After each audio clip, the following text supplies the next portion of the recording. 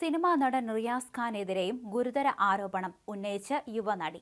നടൻ റിയാസ് ഖാനിൽ നിന്ന് മോശം അനുഭവം ഉണ്ടായെന്ന് സിദ്ദിഖിനെതിരെ ആരോപണമുന്നയിച്ച നടി തന്നെയാണ് വെളിപ്പെടുത്തിയിരിക്കുന്നത്. ഫോണിൽ റിയാസ് ഖാൻ അശ്ലീലം പറഞ്ഞുവെന്ന് നടി പറഞ്ഞു. സഹകരിക്കുന്ന കൂട്ടുകാരികൾ ഉണ്ടെങ്കിൽ തന്നോട് പറയണം എന്നും റിയാസ് ഖാൻ ആവശ്യപ്പെട്ടതായി യുവനടി വ്യക്തമാക്കുകയും ചെയ്തു. അതേസമയം നടൻ സിദ്ദിഖ് തന്നോട് മോശമായി പെരുമാറിയെന്നും ചെറിയ പ്രായത്തിലാണ് ദുരനുഭവം ഉണ്ടായതെന്നും നടി പറഞ്ഞിരുന്നു. നടിയുടെ ആരോപണത്തിന് പിന്നാലെ സിദ്ദിഖ് അമ്മ ജനറൽ സെക്രട്ടറി സ്ഥാനം രാജിവെച്ചിരുന്നു. ഒരുപാട് കേസ് കൊടുത്തു.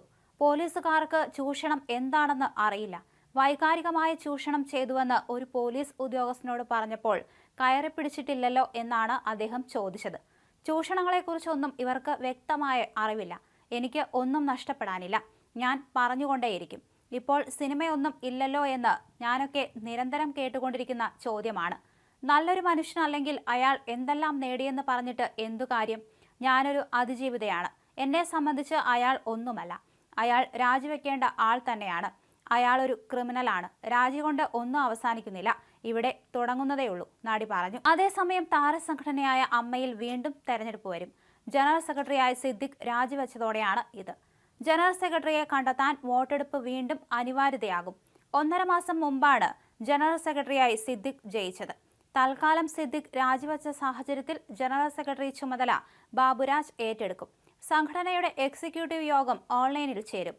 ഈ യോഗമാകും ബാബുരാജിന് ചുമതല നൽകുക. 28-ന് വീണ്ടും എക്സിക്യൂട്ടീവ് ചേരുന്നുണ്ട്. ഭാരവാഹി യോഗവും ചേരും. അതിനുശേഷം തെരഞ്ഞെടുപ്പിൽ തീരുമാനമെടുക്കും. കുക്കു പരമേശ്വരനെ തോൽപ്പിച്ചാണ് സിദ്ദിഖ് അമ്മയുടെ ജനറൽ സെക്രട്ടറി ആയത്. ഉണ്ണി ശിവപാലും മത്സരിച്ചിരുന്നു. സംഘടനയുടെ ജോയിന്റ് സെക്രട്ടറിയായി ബാബുരാജും ജയിച്ചു. ജനറൽ സെക്രട്ടറിക്ക് അസൗകര്യങ്ങളുണ്ടെങ്കിൽ ജോയിന്റ് സെക്രട്ടറി ചുമതല ഏറ്റെടുക്കണം. ഈ ഒരു സാഹചര്യത്തിലാണ് ബാബുരാജ് ആ സ്ഥാനത്തേക്ക് വരുന്നത്. ഇതിനുശേഷം പുതിയ ജനറൽ സെക്രട്ടറിയെ കണ്ടെത്തും. നിലവിലെ സാഹചര്യത്തിൽ വീറും വാശിയും ഈ തെരഞ്ഞെടുപ്പിലുണ്ടാകും. കുക്കു പരമേശ്വരനെ പോലുള്ളവർ എടുക്കുന്ന നിലപാട് നിർണായകമാകും. ഔദ്യോഗിക പാനലിൽ മത്സരിക്കാനെത്തുന്ന ആൾക്ക് വിജയം അത്ര എളുപ്പമാകില്ലെന്നാണ് സൂചന. ഓൺലൈനിൽ ചേരുന്ന എക്സിക്യൂട്ടീവ് കാര്യങ്ങൾ വിശദമായി ചർച്ച ചെയ്യും. ഹേമ കമ്മിറ്റിയിൽ ജഗദീഷ് അടക്കമുള്ളവർ നടത്തിയ പ്രതികരണങ്ങൾ അമ്മയിൽ കൊടുംകാറ്റാണ്. ഈ സാഹചര്യത്തിൽ തെരഞ്ഞെടുപ്പിലൂടെ ജനറൽ സെക്രട്ടറി ആകുന്നത് ആരാണ് എന്നതും നിർണായകമാണ്. തെരഞ്ഞെടുപ്പ് ഒഴിവാക്കാൻ നിലവിലെ ഭരണസമിതി പരമാവധി ശ്രമിക്കുകയും ചെയ്യും. അതിന് കഴിയുമോ എന്നത് ഈ ഘട്ടത്തിൽ ആർക്കും പ്രവചിക്കാനും കഴിയില്ല. കുക്കു പരമേശ്വരൻ വീണ്ടും മത്സരിക്കാനും സാധ്യതയേറെയാണ്. ഇന്ന് രാവിലെയോടെയാണ് സിദ്ദിഖ് രാജിവെച്ചുവെന്ന വാർത്ത പുറത്തു വന്നത്. മോഹൻലാലിന് രാജിക്കത്ത് കൈമാറുകയും ചെയ്തു. സിദ്ദിഖ് തന്നെ ഇക്കാര്യം ഒരു ചാനലിനോട് സ്ഥിരീകരിക്കുകയും ചെയ്തു.